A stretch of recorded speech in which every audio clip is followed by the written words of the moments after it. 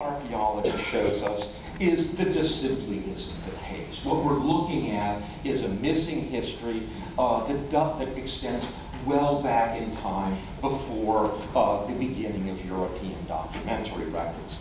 Nevertheless, often that Sierra Leone's past is really pre-colonial past is only briefly mentioned or omitted in history books.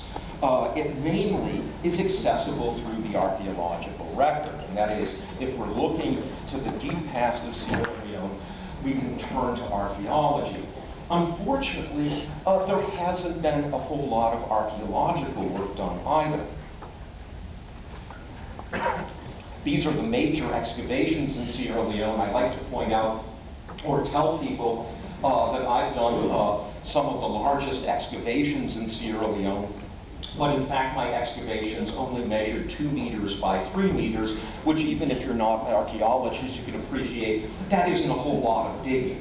So there really isn't too much known. Nevertheless, archaeology does provide important clues to Sierra Leone's past before the beginning of the Atlantic trade, before the beginning of the slave trade.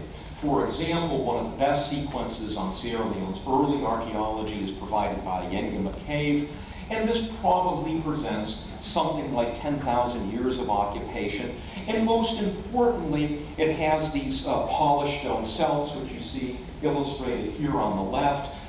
These things in ceramics are most often associated with the origins of agriculture, and what I point out here is the Neolithic. The Neolithic isn't a term that archaeologists often use today, but here I'm using it as sort of a catchphrase to indicate the beginnings of agriculture, domesticated plants, animals, settled village life, all beginning well before the beginning of the Atlantic trade.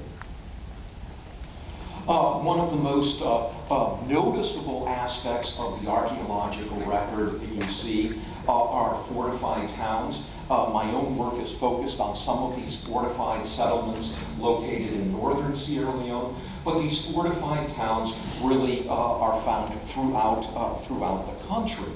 And they're often directly associated with slave raiding and interethnic conflict during the period of the Atlantic trade, the 17th, 18th, and 19th centuries. Looking at some of these are some of them in some cases still occupied today. The Limba, Yalunk, and Karango towns, many of them still the focus of modern settlement. In the lower left, that's a picture of Musa.